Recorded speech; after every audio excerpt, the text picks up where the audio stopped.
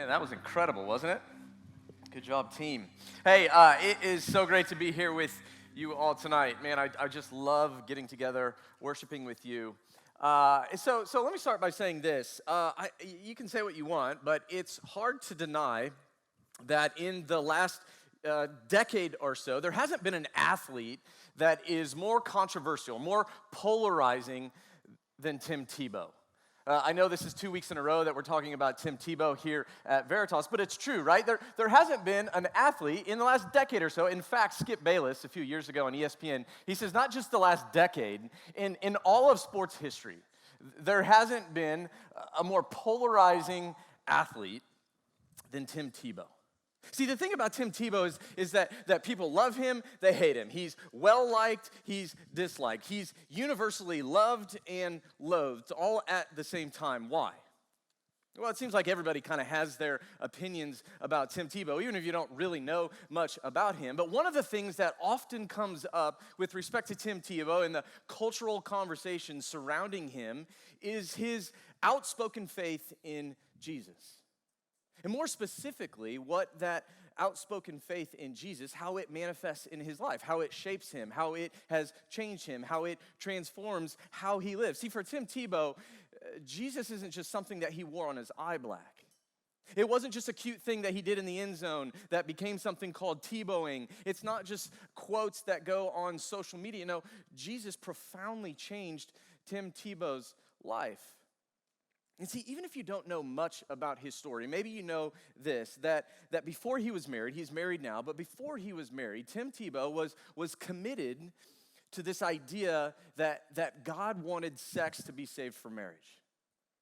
Tim Tebow believed that sex was something that should be saved from marriage, which became often something that he was mocked for. So there's this story. Apparently, he was dating a model at one point, and it came out, this is years ago, it came out that they broke up, and the rumor was that the reason why they broke up is because of his views of sex. Now, later that story was refuted or at least disputed, and so I suppose we don't really know. But before it was disputed, Tim Tebow became the butt of joke after joke after joke in and around our culture. So sports commentators routinely said things like this. They said, Tim Tebow can't find the end zone. You looked on the internet and you'd read headlines like this. For once, it's not Tim Tebow who's having trouble scoring. It's his girlfriend. You get the idea, right? I mean, on and on and on and on. And Tim Tebow became the butt of a joke because of his views of sex. Now, I want us to compare and maybe contrast Tim Tebow and the response that our culture had for Tim Tebow's views of sexuality with a different athlete around the same time. Around the same time that a lot of these things were being talked about publicly, there was another athlete, Jason Collins. If you don't know Jason Collins was a 13-year NBA veteran at the time. This is years ago. And Jason Collins became the first active player in any major male sport in America to publicly come out as gay. Now, when he came out, he wrote an essay in Sports Illustrated. And the response to that essay was things like, hey, Jason Collins is trailblazing.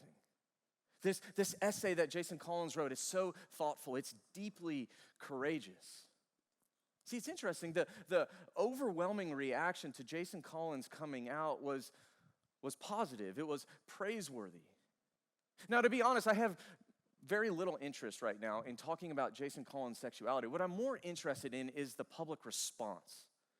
The public response, because what you have is you have two different guys following two different paths, two different views of their sex and sexuality. And you have this cultural contrast with respect to how the culture responds. So one of these guys is mocked, one is praised, one is celebrated, one's condemned. Why? Why this stark contrast between two athletes just trying to follow their views of what sex and sexuality should be? Well, what people said eventually about Tim Tebow was because everything that Tim Tebow was suggesting and saying and standing for and believing in, they said Tim Tebow's just backwards. See, saving sex from marriage, that was ridiculous in contrast to the progress of our culture's evolving views of sexuality.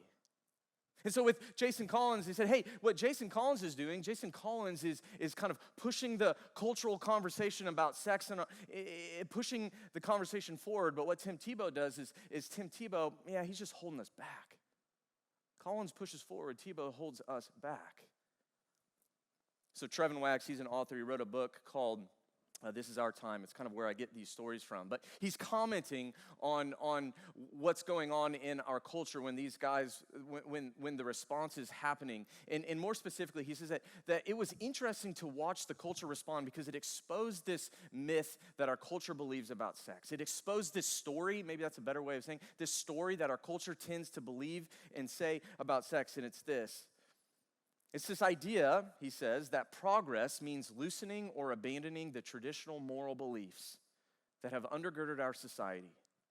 So abandoning, loosening those in favor of what? A newfound understanding of freedom and pleasure.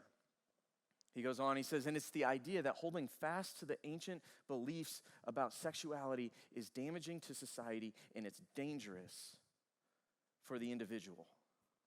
So what Trevin Wax is saying, if you get kind of lost, it's a little bit wordy. If you get lost in what he's saying that there's this myth in our culture. There's this story that our culture is telling you and me that progress, what progress is, well, it's shedding old beliefs. It's shedding ancient beliefs. It's shedding arcane beliefs in favor of something else, in favor of this newfound pursuit of freedom, this newfound pursuit of pleasure. And he says that holding on, he goes even further. He says not only is that what progress is, he says holding on to the past, well, that's damaging to society and it's dangerous to us as individuals. And so what progress has become in our culture is this idea that we're chasing freedom, we're chasing pleasure. That's progress. And I think regardless of what we believe about God, I think if we're honest, right, that sounds pretty good, doesn't it? I mean, if you think about it, chasing freedom, chasing pleasure, that's kind of what we all want, if we're really honest.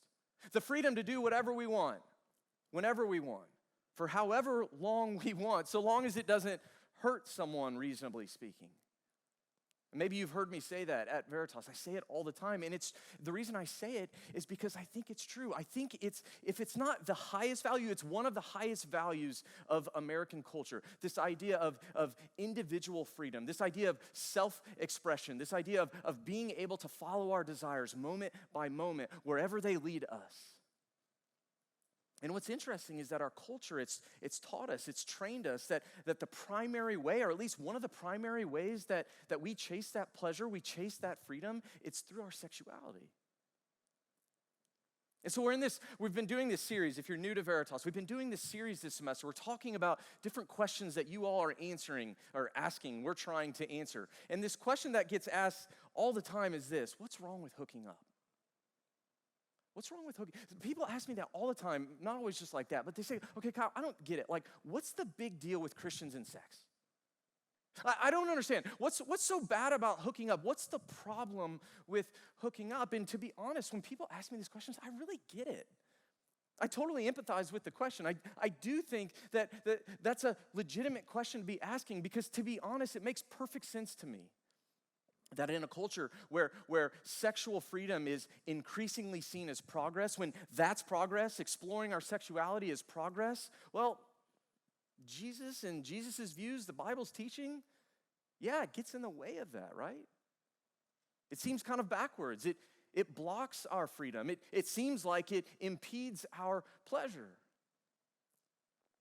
I was downtown the other day, last week. And there was a guy walking around. I wanted to take a picture of him, but I realized that'd be super weird because he's wearing a shirt that just said virginity sucks. Like just big white, black shirt, just big white block letters, virginity sucks. And my first reaction was like, that's really dumb.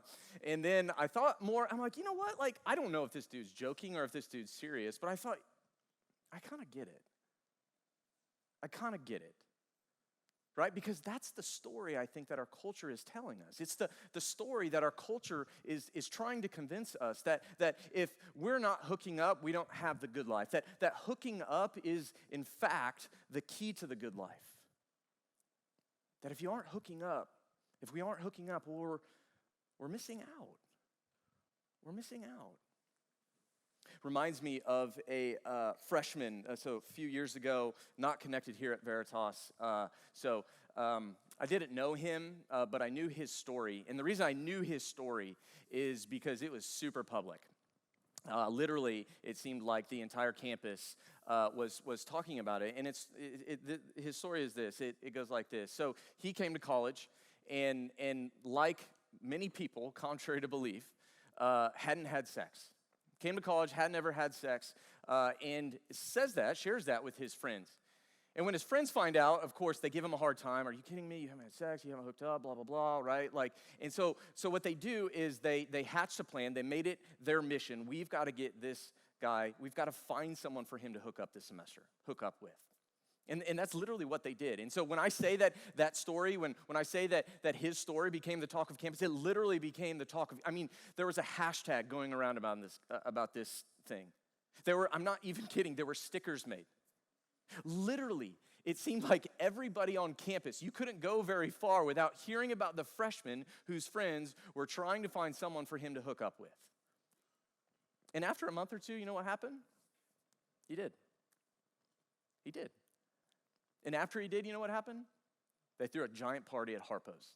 Literally, everyone went to Harpo's. Not even kidding. Harpo's hung a banner from the roof. It said, "Congrats" with his name. People put congrats signs in his front yard. It was obvious where the dude lived.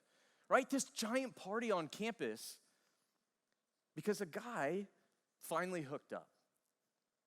Because hooking up is the key to the good life, right? If you're not hooking up, you're missing out. Very different story, completely unrelated, but a Mizzou student a few years ago, she reached out to me. She said, "Hey, I'd really like to get together and talk. I'm having a really hard time." And I said, "Yeah, sure, what's up?" And so we got together, and she told me, she said, "Hey, my boyfriend broke up with me, and I'm having a really hard time." And when I say she's having a really hard time, I mean she was having a really hard time. Like, she was pretty devastated. Her words, she was going through some depression. It was a really, really hard thing for her. It was completely unexpected, obviously very attached. And she wasn't just devastated, she was really confused. And I said, "So why the confusion?" And I thought maybe it had to do with the actual relationship. And it was actually because she had went in her kind of depression, in her sadness, and not really knowing what to do with that. She went to one of the counselors on campus. Now, this is years ago. And so things have probably changed drastically, and so this is not a comment per se on the state of counseling on campus, but this is a true story, and this is what she said to me. She said, "Hey, I went to this counselor, and I saw her, and when I was sharing kind of what was going on and how I was feeling, she said, you know what the counselor said to me? She said that I should probably just go out that night, that weekend, and find someone to hook up with, and maybe that would help me get over the guy. Just go find someone to hook up with, because that will help ease the pain of the breakup." Now, those are very different stories, right? Completely, drastically different stories, but I think they both highlight something about hooking up in our culture. They both highlight how casual we've become with the idea of hooking up. I think it's why online dating apps, right? Like Tinder and Bumble and Grindr, and I'm sure lots of others, and you're even thinking like, bro, why'd you say that? It's not even a thing anymore. Like, it was a thing, right? It's why they've become so prolific. 2 years ago, 2020, was the most recent statistics I could find. Tinder alone said that they had 75 million monthly active users. Most there just to flick a finger so that they could find someone to hook up with as often as they wanted, whenever they liked. So I was reading this article. It was called "Tinder and the Dawn of the Dating Apocalypse," right? So this idea that with these online dating apps, dating is dead, and Tinder and hooking up has come. And it was, I don't know if I should say interesting or sad or somewhere in between, but you just read all these stories of people's experiences with these kinds of apps, and I picked out a few different things that were said. One was this: "Sex has become so easy, I can go on my phone right now." This is in an interview. "I can go on my phone right now, and no doubt I can find someone to have sex with tonight." So easy. I can just pull my phone out, swipe, swipe, swipe, find someone, hook up tonight. Another guy, he brags, he says this. It gets kind of worse. "I hooked up with 3 girls from Tinder in the course of 4 nights, and I spent a total of $80 on all 3 girls. We talk for a total of 15 minutes and then hook up. 3 girls, 4 nights, $80, 15 minutes, hook up. See, sex, it's just become so casual in our culture. So casual. I mean, this might sound a little crass to say. It's like riding a bird scooter, right? You remember bird scooters? I don't really know if bird scooters are still a thing. I think they are. I just haven't been on one in a while. But here's the deal. What's the thing? How do you ride a bird? You find it, and then you use it, and then literally when you're done with it, you walk away from it, right? And I don't mean to make a joke out of it, but it's pretty much the same thing with hookup culture, right? You find what you want, you use it as long as you want it, and then when you're done, what do? You walk away. You walk away from it. You walk away, no strings attached, because it's that casual. It's that casual. So college students talking with an author, Naomi Wolf, and she says this, it's a female. She says, why get to know someone first? It's a waste of time. If you hook up, you can just get your needs met and move on your way. You see what she's saying here? Sex is being, and it's not just her, right? But sex, it's being reduced to a physical urge. There's no emotion, no connection, no relationship, no commitment. It's this depersonalization of sex. We've depersonalized hooking up to the point that it's simply there for what? Just to meet a physical need. Right? That's all it is. We're just hooking up because we've got physical needs. Why get to know someone? Just hook up, get your needs met, move on. And I can't not mention the fact that I think the most obvious example of this depersonalization of sex in our culture, it's pornography. It's pornography. See, the reason I say that is because by nature, what does porn do?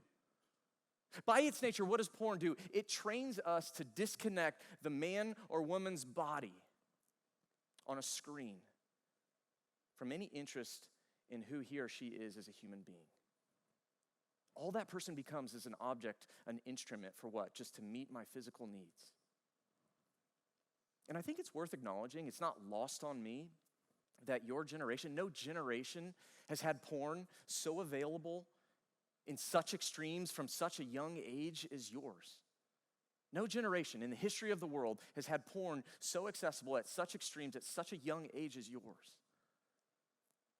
James Emery White, in his book, Meet Gen Z, he says this, talking about these things. He says the average age to start watching pornography is 11 years old, and 70% of all 18 to 34-year-olds are regular viewers. See, for the first time in history, porn is pretty much available to anyone who wants it, at any time, at any age, all of which in the privacy of our own homes. Now, on the surface, when we say it like that kind of sounds like our definition of progress earlier, right? Like the freedom to pursue and gratify pleasure, the freedom to chase what I want moment by moment. That's what we want. See, I think this begs the question, at least for me, it begs the question, how's this working out? Right? How's this going for, have we stopped to think, how is this actually working out for us? Maybe a different way of asking it is it actually making us happy? Is it actually satisfying us? Is it actually fulfilling the promises that it supposedly is making to us? So about a year ago, Billie Eilish is doing this interview with Howard Stern. Maybe you saw or heard about it. And one of the interesting things in this interview that they're talking about, Howard Stern starts, I don't know, because he's this kind of guy, he starts talking about porn and asks her straight up, ask her about pornography and how she used porn and what has porn. And she's in Billie Eilish, she goes on this not rant, but she starts getting really honest, pretty vulnerable. And she starts talking about how she started viewing porn when she was 11 years old. And I don't think Howard Stern expected this, but then she kind of pivoted and started talking about the impact that it's made on her life. It's pretty heavy, but this is what she says.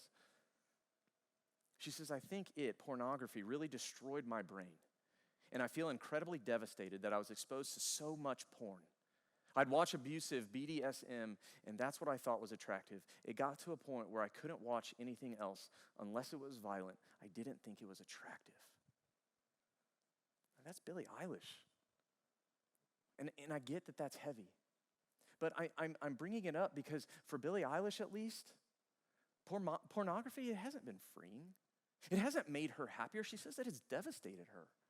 The impact that pornography's had on her life for however long, however many years, it's destroyed part of her. Unless you think that I'm just like cherry picking like this extreme example just to make a point, like there are literally example after example, experience after experience, study after study talking about the same kinds of things. In fact, Time Magazine recently released a report around the question. They started asking, okay, if boys have started watching, specifically on boys, if boys have started watching pornography around the age of 11, by the time that they're young adults, they've been watching porn for roughly a decade. What's that doing to their relationships with real women? What's it doing to their relationships with real women? This is what they find, or what they said. Many of them, these guys, are simply unable to experience a sexual response with a real live woman. They are only able to respond to pornography. In fact, they prefer pornography. You see what this is saying is that what pornography is doing, it's training us to prefer a screen over a person. I mean, think about that for a second. Pornography is training us. We might not realize it, but over time it's training us to want a screen over a human being, impersonal sex over connection and intimacy. But that's what hookup culture kind of does. That's the point of hookup culture. It's casual, no strings attached. See, whether it's casual hookups or pornography, what it does is it glamorizes this idea that sex can be impersonal, sex can be casual, sex hooking up, it's no strings attached, no big deal. But the thing about it is it always fails. I've never heard hookup culture promote itself and then say, you know what, it's not going to satisfy you. It's not going to satisfy you. Even the person seeking it, it's not going to actually make you happier. In fact, it's often the opposite. So Donna Freitas, she's a researcher. She's done hundreds and hundreds of interviews with college students talking about their experiences with hookup culture. And this is how she kind of summarizes a lot of these interviews. She says, I've learned that students have to work hard to disassociate their feelings from their sexual encounters. They find their meaningless encounters disappointing. They feel hurt and lonely. Privately, they wish they knew how to do more, how to create a genuine relationship in which they're known and appreciated for who they are as a person. Who they are as a person. See, it's interesting. Miley Cyrus agrees with this too. She says this. She says, effing's easy. You can find someone to F in 5 seconds. But I want someone I can talk to and be ourselves with. That's fairly slim pickings. Anybody can find anybody to hook up with. That's not hard. It's increasingly easy in our culture. Just pull your phone out. It can happen tonight. But I want someone that I can talk to, someone that I can be myself with. And you know what? That's hard to find.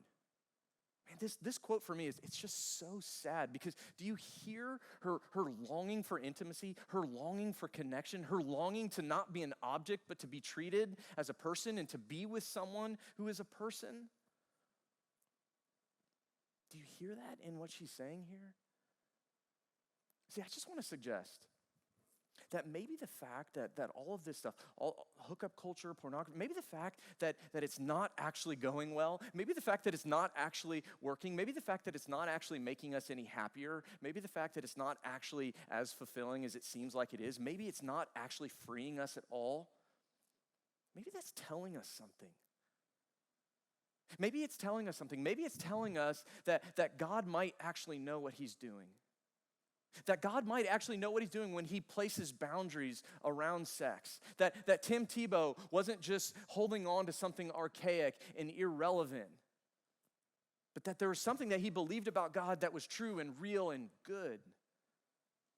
You see, going back to our question tonight, what's wrong with hooking up? I know I haven't really talked much about the Bible, but the Bible's response to this question, it's overly simplistic, but the Bible's response to this question is that hookup culture, the problem with it, what's wrong with it, is it tears down something that God intended for good. Hookup culture, hooking up, it tears down something that God intends for good. It depersonalizes something that God intended, created, wants to be the most personal thing. Something that's hookup culture depersonalized something that God wants to be incredibly personal in the right context, which I think is the heart of the issue, right? See, hooking up, that's not the problem. If we come in thinking the problem with hookup is hooking up, that's not really what I'm saying. The problem isn't hooking up. The problem is hooking up outside of God's design. See, God is pro-sex. Maybe that sounds odd to say. But the reason I say it is because I know that some of you, I've had conversations with you, some of you grew up around church or maybe even in church where that wasn't the message that was taught. It was not taught that God is pro-sex. It was taught that God is against sex. Sex is bad. Sex is not good. Sex is something, particularly as young people, that we should feel dirty about, shame for. But that's not at all the story that we see in the Bible. When you read the Bible, you see that God is very much pro-sex. In fact, it was his idea because he created it. In the earliest pages of the Bible, God creates what? Man and woman, male and female. The man first, and he says it's not good for the man to be alone, and so he creates the woman, the female, and he unites them in marriage. And then what does he do to them? After they're married, he says, be fruitful and multiply. I mean, he literally commands them to be fruitful and multiply. And then he steps back and he says, everything that I've created, everything that I've said, it's good. It's very good. Now, I bring that up to say this, that what part of that means is that our desires for sex are not wrong. See, if you've heard me say or you think that the desire to have sex is bad, that's not at all what I'm saying. God created you to have those desires. God created you with those urges. We're sexual beings, but God also knows that there are boundaries that need to be in place for sex. God gives us boundaries. Why? Because he knows what's best for us. He knows that sex, it's not casual. Sex, it's not no strings attached. That something is happening, whether we know it or not. Something powerful is happening when we have sex with another human being. This is what we read in Genesis 2, picking up in 24. Therefore, this is God saying, therefore, a man shall leave his father and his mother and hold fast to his wife, and they shall become one flesh. And the man and his wife were naked and unashamed. This is the first explicit reference of sex in the Bible. This is the picture that God gives. I mean, think about this for a second. Just ponder these verses. A man and a wife, naked, unashamed, total trust, complete vulnerability, nothing to hide. They're naked and unashamed. That's the context with which God intends sex. That's what God created sex to be, an overwhelmingly positive thing. But contrast that with what we've been talking about with hookup culture, right? Contrast that picture of sex with the story that is being told in our culture, the pain, the loneliness, the meaninglessness, the isolation that comes with hookup culture, that often comes with just thinking that sex is casual. See, despite the cultural story saying that sex is no strings attached, what the Bible wants to say is that it's never no strings attached when we hook up with someone. That according to the Bible, there's always strings attached because God created it that way. That's the point. God created sex to unite the husband and the wife in the context of marriage, to unite them in the most intimate way, physically, emotionally, spiritually, to become one. See, what God is saying is that when we have sex, our bodies are making a promise. And so when we hook up with someone, what the Bible teaches is that our body, we're repeatedly making promises to that person, whether we know that or not. And so what that means is when we hook up outside of God's design for it, we're repeatedly breaking those promises that our bodies are making. And I think that's why it's really hard to break up when you've been having sex. I mean, if you've been there, you know that, right? It's really hard to walk away from a relationship where you've been having sex. It's really hard to stop when you've started experimenting sexually. It's really hard to just check our emotions at the door. It's almost impossible without drinking and using substances to numb ourselves from the reality that there's something going on. I can't just check out.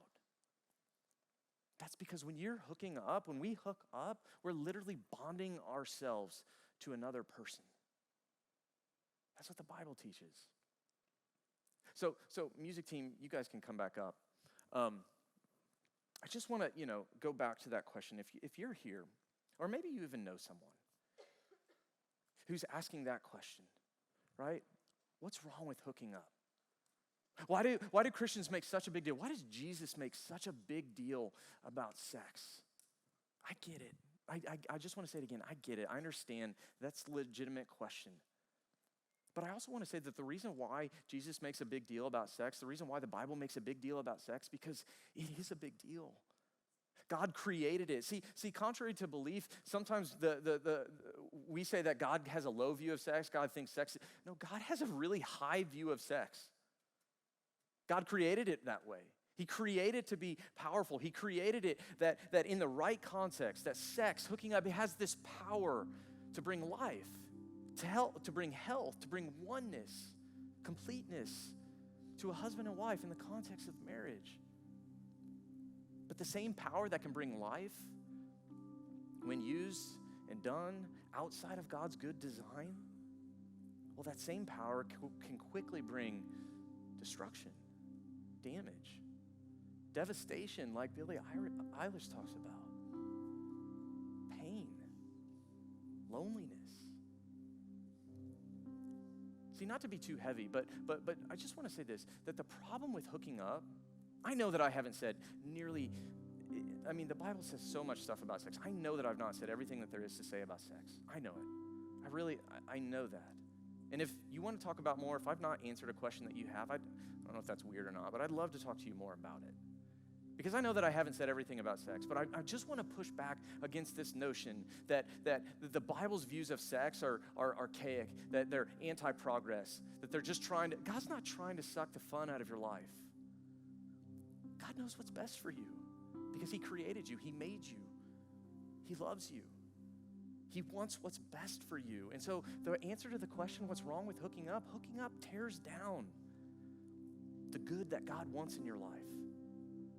It tears down what God intends for good. Let me pray for us.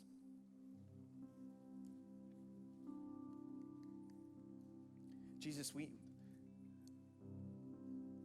come to you, and to be honest, it's hard to talk about these things. It's hard to talk about sex. It's hard to talk about hooking up. It's hard to talk about these experiences because, to be honest, there's so much baggage when it comes to this topic. So many questions, so many things we aren't sure of, so many moments of confusion, so many emotions, good and bad. And God, I just pray that this might just be the beginning of a conversation. This isn't the last word on sex. This isn't all there is to say. But it's an opportunity to start a conversation, to push back against this narrative in our culture that hooking up is no big deal, that hooking up is casual. It's not. You created it to not be that. God, I know that some of us in here have made some mistakes. Maybe we're feeling a level of guilt and shame. And I just pray that you would encourage those of us who feel that way, that you would just encourage us to remember that we don't have to feel shame because you covered that you died for it, you rose for it, that if our faith is in you, if we confess that to you, you are quick to forgive, quick to show mercy, quick to show grace. And some of us in here, terrible things have happened to us that aren't our fault. And we need to turn to you. I pray that you would draw near to those of us, that you would bring the healing that we need because of those things. Oh, Jesus, we want you. And we want to want you. And so I pray that you would do that in our lives, that you would draw near to us. And that as you do, we draw near to you. Encourage us, increase our faith. It's in your name we pray.